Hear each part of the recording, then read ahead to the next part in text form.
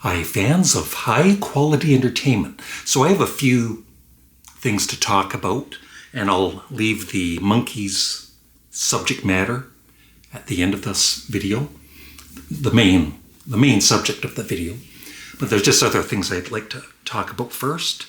And on my other channel, Larry Graves' Canadian Studmuffin, yesterday I posted about the 2026 nominees for the Rock and Roll Hall of Fame. And the video is doing really well. It has, I think, around 6,000 views and lots of comments. And I'm going to just talk about the Monkees and a comment I received on that video. And in case you don't, in case you're not subscribed to my other channel, I'm ranking all of George Harrison's albums in individual videos. And the next one, which I will probably do in the next couple of days, I still need to listen to it at least one more time, is George Harrison's Somewhere in England. So make sure you're subscribed to my other channel. I will say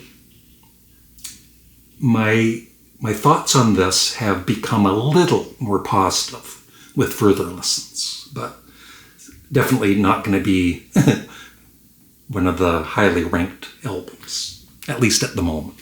And I'm doing a very fun CD exchange with Robert's on my turntable and Morris Gautreaux.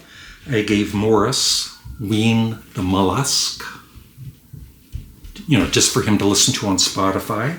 That's how we listen to each other's albums. And Bongo Fury by Frank Zappa. I gave Robert The Clash, and also a Canadian band from Trenton, Ontario, Canada, called Noah. And their album from the early 70s called Peaceman's Farm, produced by Randy Bachman. And Randy Bachman plays a lot of lead guitar on the album. If I remember, I'll have a link for the album here if you want to check it out. And I'm still, listening to a lot of Donovan, and some albums I know better than others, and two that I haven't played too much are Sutras, produced by Rick Rubin, which I think is very good, but I need to listen to it more. And the only Donovan album so far that I don't like, and the last time I played it all the way through, it was a struggle to play it all the way through, but I did. And it is Beat Cafe. But who knows, maybe on further listens I'll warm up to it, but maybe not. A couple other things. I've been, I'm not an expert on video cameras and everything. I've got a 4K Sony camera, and I've been fiddling with the settings thanks to help with ChatGPT, which is good for some things, right?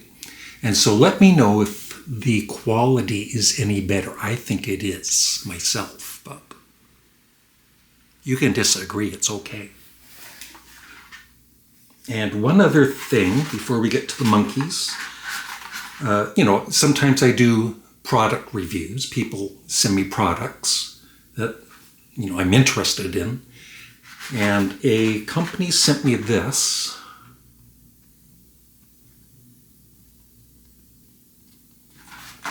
And here they are here.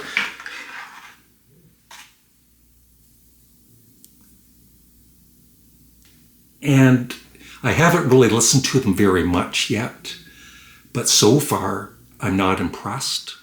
I don't know when, I would hate to do a negative review, but I might have to. But I'm gonna, I'll give these more of a chance because I'm so used to my my big headphones with more bass, and reading up on these whatever you call them, earbuds, definitely less bass, and they're saying your brain kind of has to get used to the sound that's different from what you normally listen to. I don't know, but if anybody is an expert on these, let me know.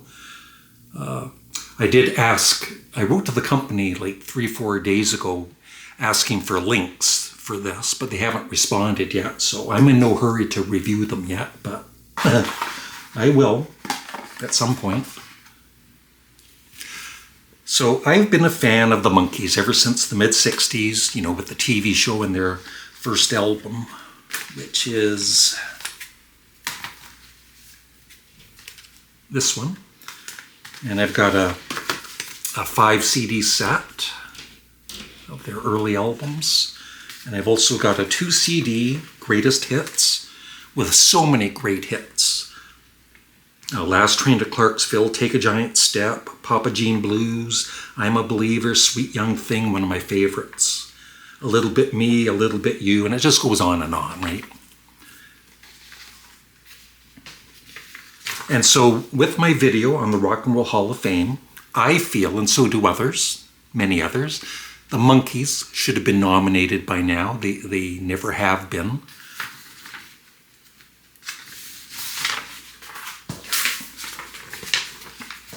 And this person wrote, "This omission is so big, people cannot believe they are not in. But Jethro Tull is not currently inducted into the Rock and Roll Hall of Fame." I agree. Despite having a 50-year career selling over 60 million albums, they have some huge classic rock staples. Ever hear of these songs? Aqualung, Locomotive Breath, Bungle in the Jungle, and he goes on. Just some songs played constantly on classic rock stations, and it's every day you hear them. How about Kansas or Boston too? And then, that's all I agree with, but he has to end it on a negative. The Monkees didn't write or play instruments, so please, they were a gimmick. And I replied back, the Monkees were a great band, and they did write and play instruments. They did write songs and play instruments.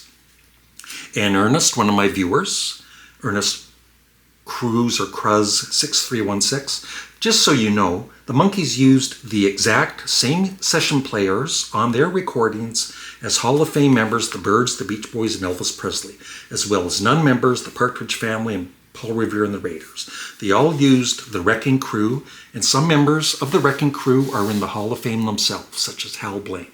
The Monkees are just as deserving of induction as anyone else on this year's list of nominees. And I also replied, the Monkees were formed for a TV show.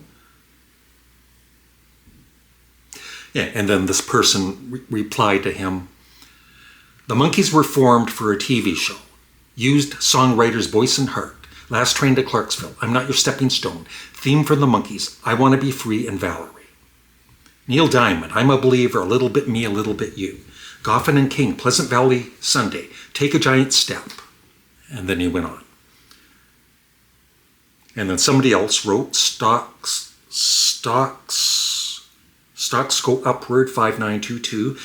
And how many of Elvis Presley's hits did he himself write? Mike Nesmith of the Monkees wrote 2 of the Monkees hits by himself with no co-writers. And I replied, I think all of the Monkees fans know their history, thanks.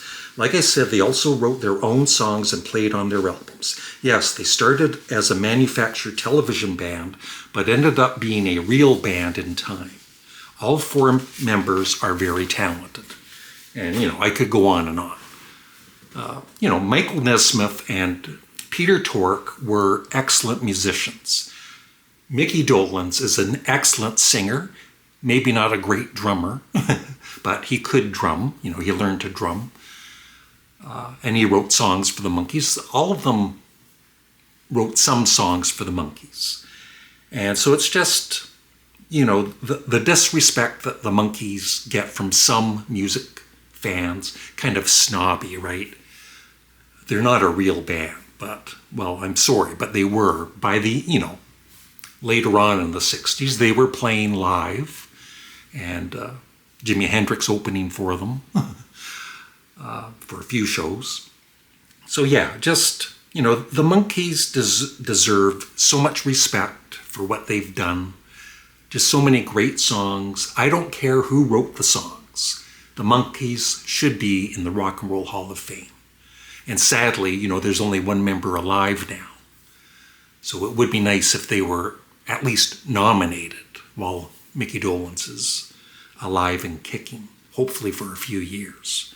So that's it. That's my little ramble. I love your thoughts on anything in the comment section below.